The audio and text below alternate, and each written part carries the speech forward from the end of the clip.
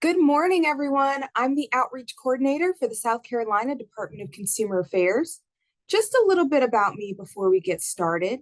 I have a degree in communication studies and a background in secondary education.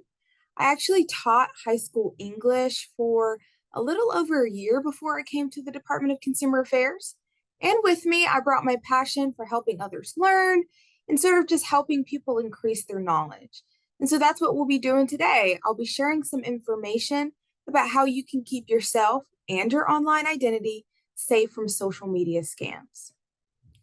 All right, we'll learn about what our online identities are and why they're important today. We'll discuss strategies you can use to avoid an account takeover.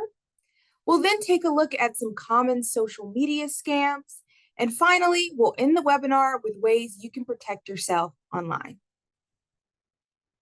First up, let's take a look at what owning your online identity looks like.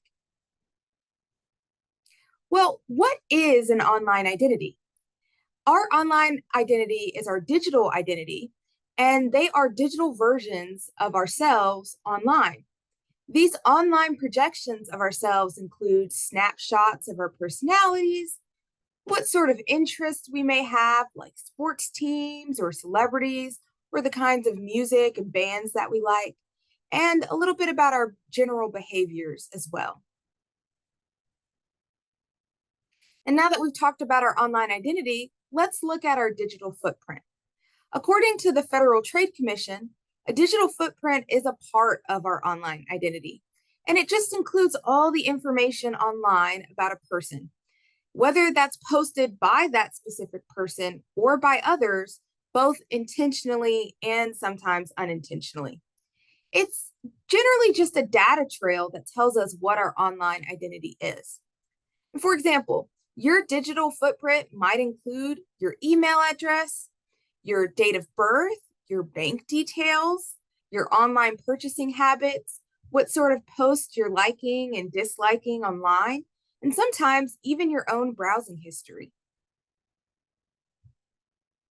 In order to manage that digital footprint, you're going to need to understand how it works. And remember, your footprint is always growing. Your footprint expands, it gets bigger as your information is passed on, making it more searchable or more viewable to what is essentially an invisible audience.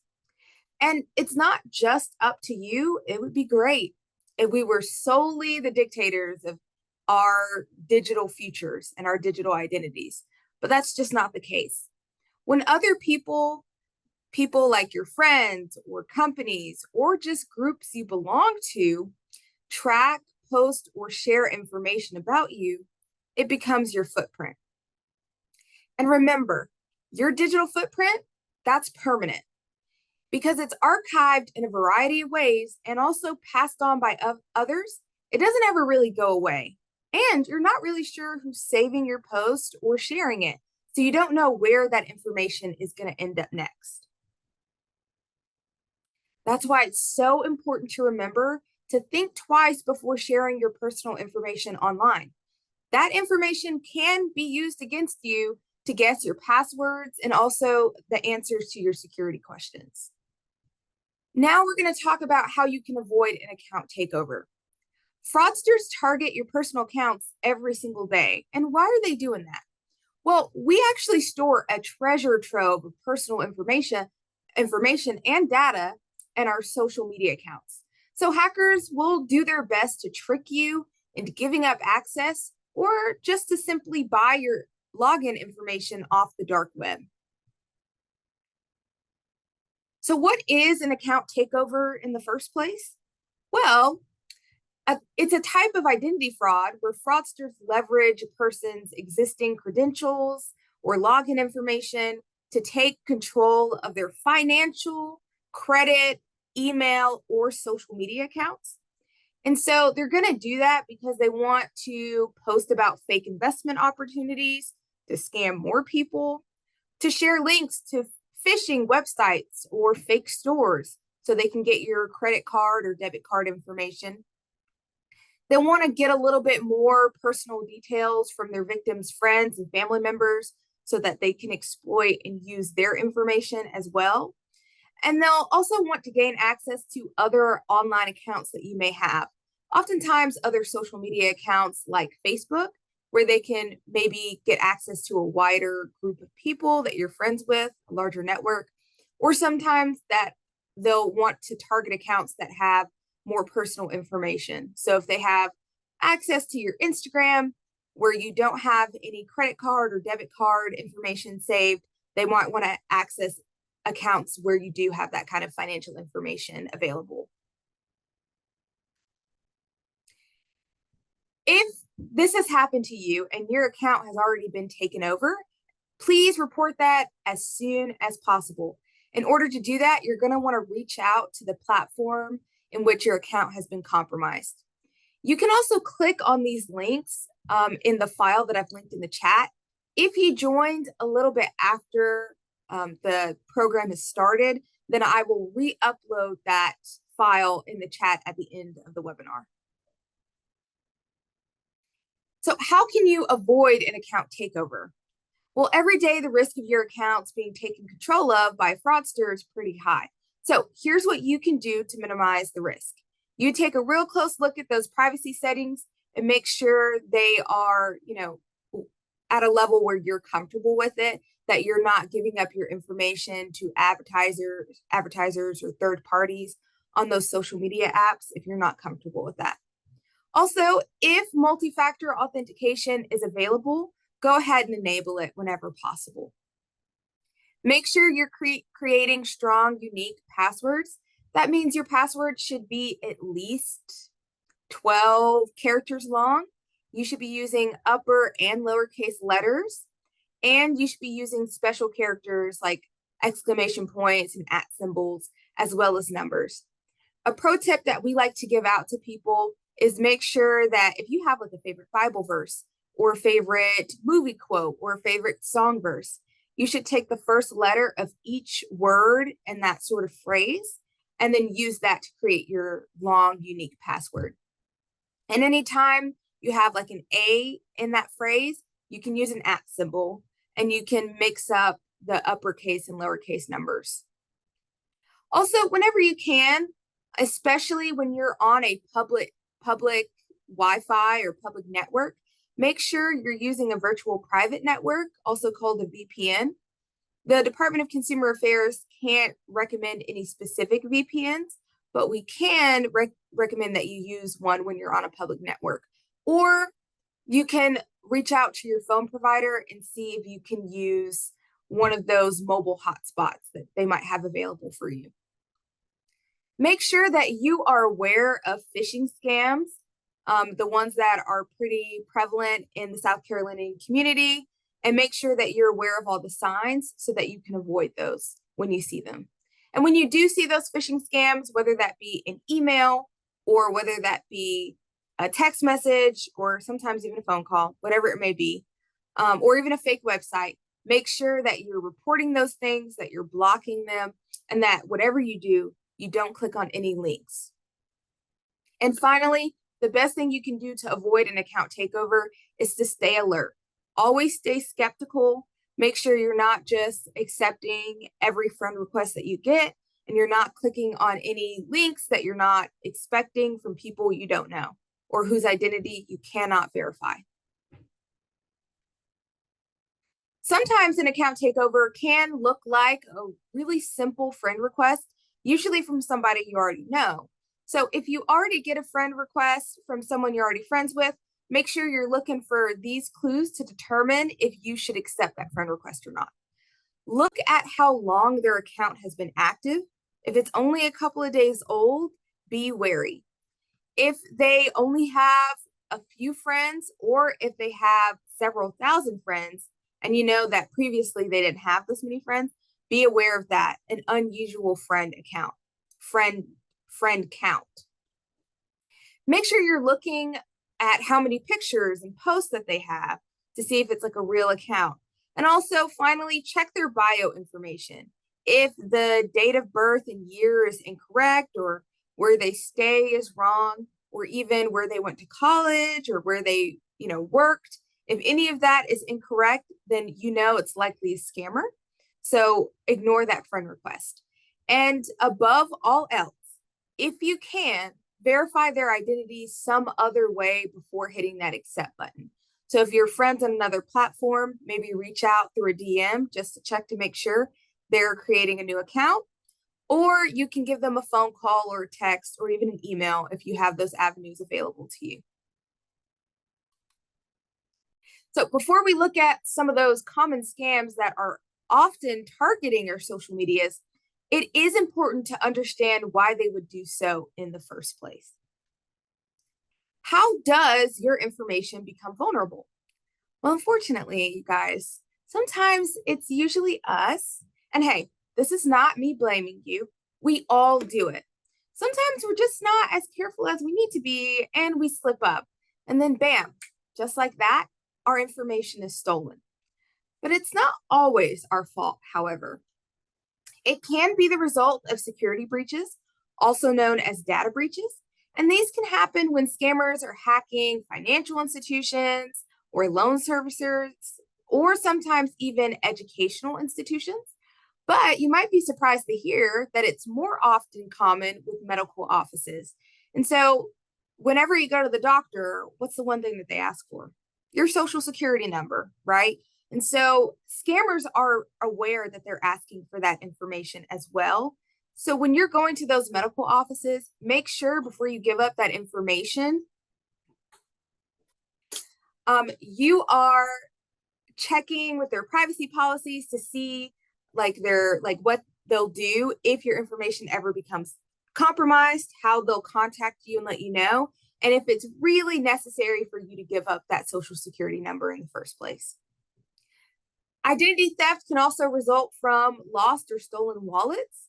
It can happen as a result of theft by your family members or friends. Sometimes it can even happen to your child under the age of 18, sometimes even incapacitated adults. It can happen as a result of dumpster diving, like if the thief is searching for credit card or loan approval offers that you just threw away in the trash, and so they'll dig through and steal those and apply for the loan in your name, but it'll go to their bank account, and then you're stuck footing the bill. Sometimes it can even happen as a result of stolen mail. They'll take like a check or something right out of your mailbox. And so that is a crime, but these people are criminals, and so they don't mind breaking the law. That's why it's important to be careful when sending a check through the mail and make sure that if you're paying a bill, go ahead and drop it off at the post office, whether you go inside or if you just drop it off in that protected blue box. That's just the safest way, so you can guarantee that your information is kept as safe as possible and that fraudsters don't have easy access to your checks and your money. As you can see, there are a lot of ways that your information can be stolen, but who's looking to steal your information? Well, the short answer is anyone. And I know sometimes we have this idea about what these identity thieves and scammers look like, but it's not always just some computer whiz stuck in his parents' basement trying to hack into your accounts. There are people all over the world who are constantly looking for a way to steal your information, and they'll use any method at their disposal. This means you should keep an open mind about scammers and identity thieves, as they can be anyone and happen by any method, whether that be through direct phone calls, through snail mail, text messages, emails, fake websites, phished websites, faked social media profiles, or sometimes even in person. Remember, no matter what method is used, the ultimate goal of a scam is to get your money and or your personal information. So now that we've talked about why they would want to steal that information in the first place and who's looking to steal that information, let's look at the types of social media scams that are so prevalent in today's times. The first up is investments in cryptocurrency scams. And so scammers will oftentimes promote fake investment opportunities, and they'll try to connect with people directly, usually through direct messages on your social media platforms, to encourage them to invest.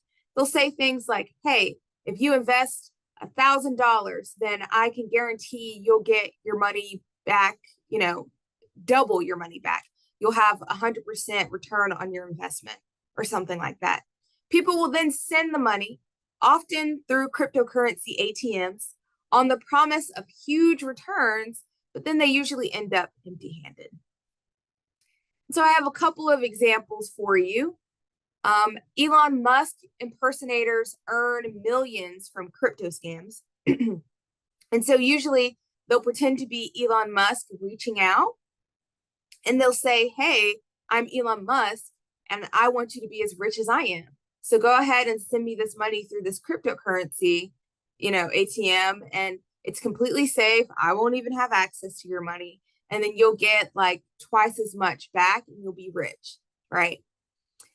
And so we'll see that often. And according to CNN, Americans, usually retirees, lost around $240 million to cryptocurrency ATM scams within the first 6 months of this year alone. So this is definitely an area of scams where more individuals just need to be aware of them, and they need to be aware of the signs.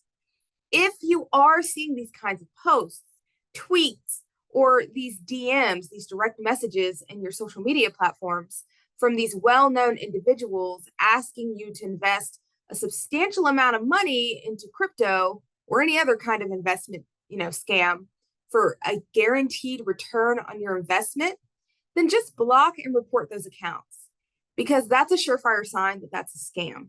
And whatever you do not give over any information or your money, and make sure you're not clicking on any links that you're not expecting either.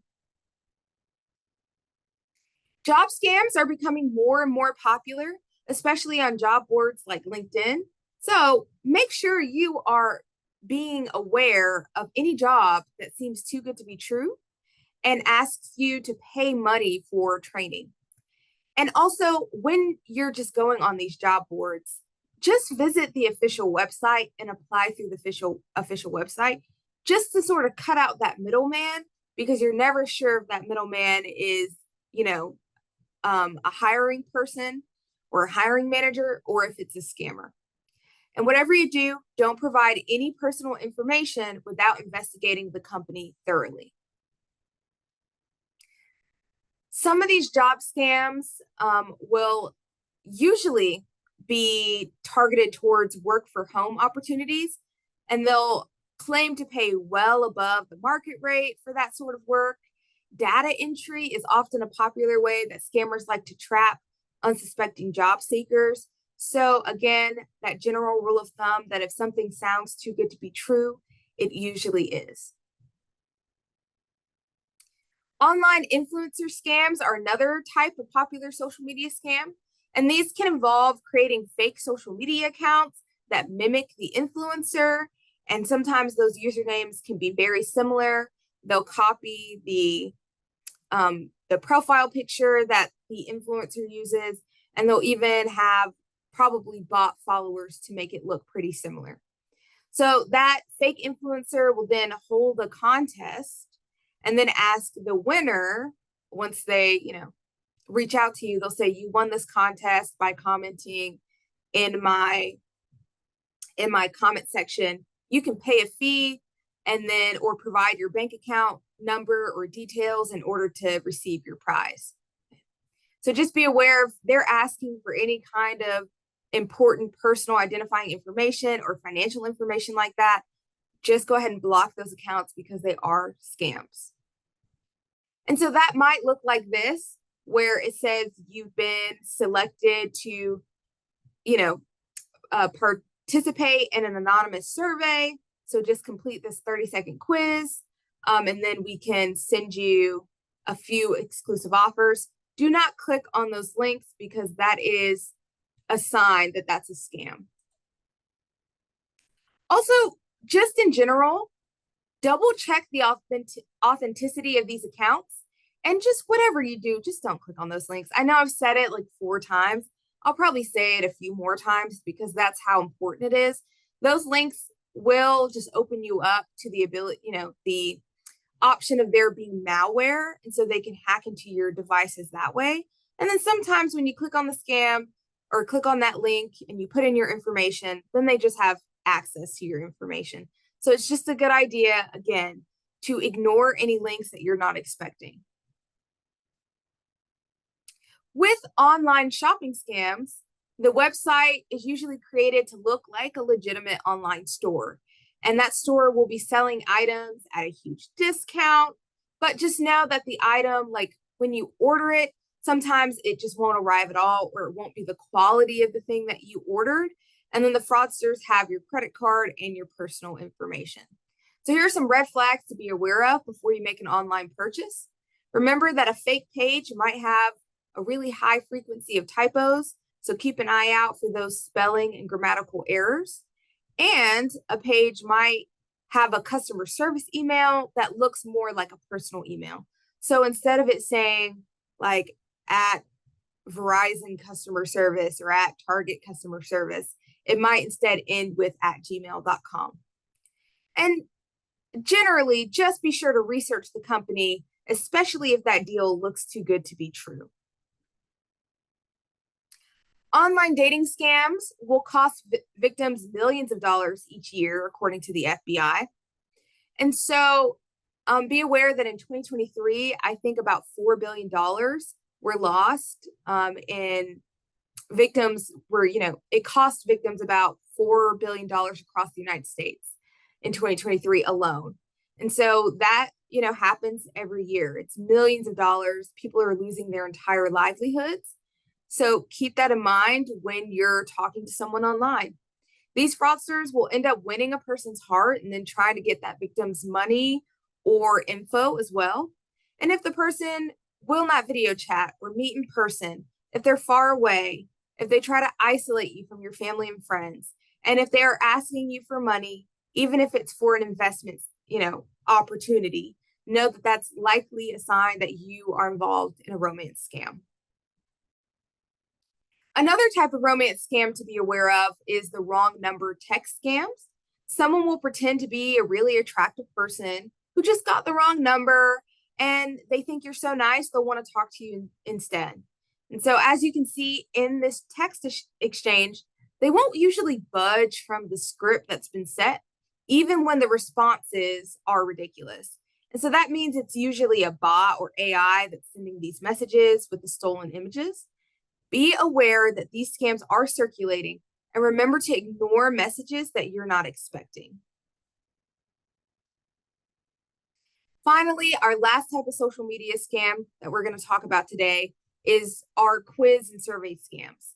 So if you've ever seen an ad that says, take this survey and get a free gift card, especially if it's one of those demographic surveys and it'll take you 30 seconds and they'll give you a $50 gift card to Starbucks, this is the best time to remember, again, that general rule of thumb that if it sounds too good to be true, it usually is. And that's a very small amount of work for a very large payoff. And that's generally just not how things work in this world. So keep that in mind. Also, you might see that all you need to do is take a quiz and you're entered to win a free TV. And then they'll ask you for your details and maybe your bank account information. That's also a scam. Now that we're familiar with the kinds of social media scams fraudsters like to use, let's look at the ways that you can protect yourself and your identity at home. You might be thinking to yourself, well, I know about all of these scams now, but I don't know what to do in order to protect myself. So here are some simple ways that you can protect yourself while online. Make sure you're taking your birthday off of all of your accounts. Make all of your public accounts private, so not everybody can see all of your posts. And make sure you're not geotagging your location. You might not be aware of what geotagging is, but that's when you add the exact location of where you are to all of your digital media, like your photos, your videos, websites, even social media posts. Sometimes this can be done automatically on social media platforms. I know I've seen it done on Instagram, or sometimes even when you snap a photo on your phone, especially if you have an iPhone, they like to sort your photos out with where you've been. And they'll say, when you took a trip to this place, that's geotagging. So you'll have to go to your social media or camera settings to turn it off, but that is an option for you. And so we do recommend that you turn off all geotagging. You don't want to give scammers more information to specifically scam you and make it look more realistic than it is. And also, don't link all of your social media accounts because you don't want to make it easier if they get access to your Facebook. You don't want them to have access to your Twitter or X account or your Instagram account or your TikTok. Also, make sure all your passwords are different from one another and update them often, between 3 or 6 months. If it's hard for you to keep up with your passwords, use a password manager if need be. Whenever possible, like we said before, use your two-factor or multi-factor authentication whenever offered, especially when it comes to your financial institutions. And if someone tells you not to tell anyone about this very special deal or about your connection with them, just go ahead and run, okay? Because that's usually a sign that they're trying to manipulate you and that they're trying to steal your information or your money. Whatever you do, you can't just trust social media or the internet to protect you and your interests and your online identity. You're going to have to take some steps to do it yourself. Also, number one rule, if you didn't hear anything else today, make sure you are not giving any of your personal or financial information to someone you don't know or whose identity you cannot verify.